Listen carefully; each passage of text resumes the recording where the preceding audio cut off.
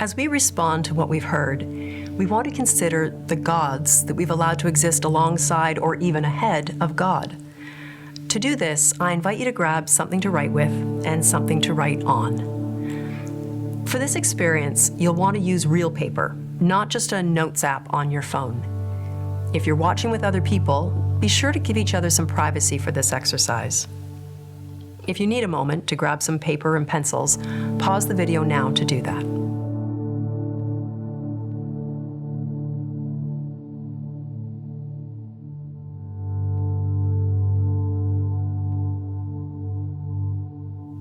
Good. Now, on that paper, I want you to begin writing down as many words as you need to identify the kinds of things you've allowed to function like other gods in your life. It could be many of the things that we've already mentioned, like sex, money, power, family, achievement, addiction, work, reputation, success, knowledge, or even religion. These categories are still fairly broad, so I invite you to get really specific, even using names of specific people, ideals, experiences, or goals that compete for God's rightful place in your heart. Things that hold your deepest passion and strongest affection. Things that you just can't live without.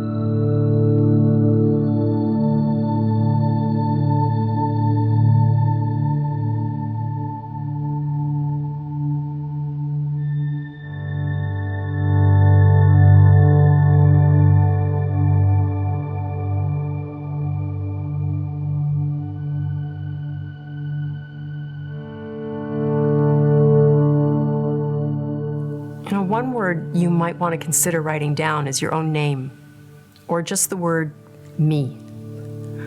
For many of us, we've become our own gods, bowing only to our own wishes, feelings, preferences, and desires. Now, if you want more time for this reflection, feel free to pause the video. But once you feel like you've written down what you needed to, fold that piece of paper in half. In a moment, we're going to sing a song that pledges our highest allegiance and devotion to God.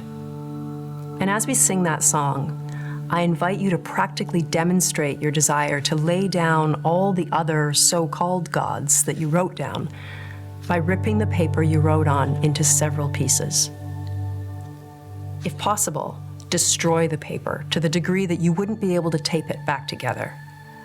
This is, of course, a symbolic gesture, but it represents exactly what God is inviting us to do. To tear down these other gods and destroy our allegiance to them so that we can give our full worship and devotion to God alone. Now, as you rip up your piece of paper, it's going to make a bit of a mess, and that's actually part of the point. Because the real work of tearing down the false gods in our lives is messy, even painful work. It's uncomfortable and disruptive. But I invite you to embrace the mess and disruption, recognizing that this is how God purifies and refines us, liberating us from these false and worthless gods, so that we can be fully absorbed in the one true God who breathed us into existence and loves us more than we could ever know. God of beauty and brilliance, breathed us into existence, gave us freedom and choice, but we turned our backs on you. Now we stand as a witness of the love and forgiveness, of the mercy and grace that makes all things new. Let's sing that again. God of beauty and brilliance, breathed us into existence, gave us freedom and choice, but we turned our backs on you. Now we stand as a witness of your love and forgiveness, of the mercy and grace that makes all things new.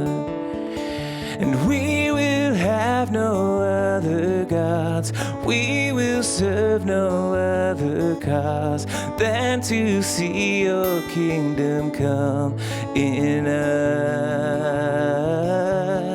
Love will always be the first, as in heaven, so on earth. May we see your kingdom come in us.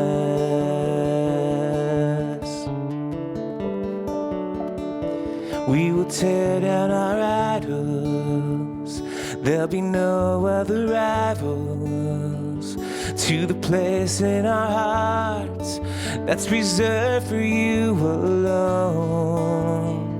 You'll be second to no one in our love and devotion.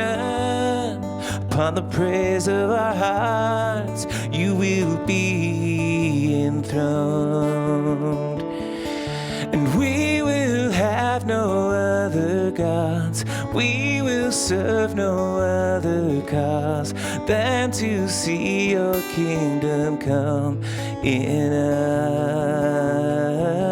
And love will always be the first, as in heaven, so on earth. May we see your kingdom come in us.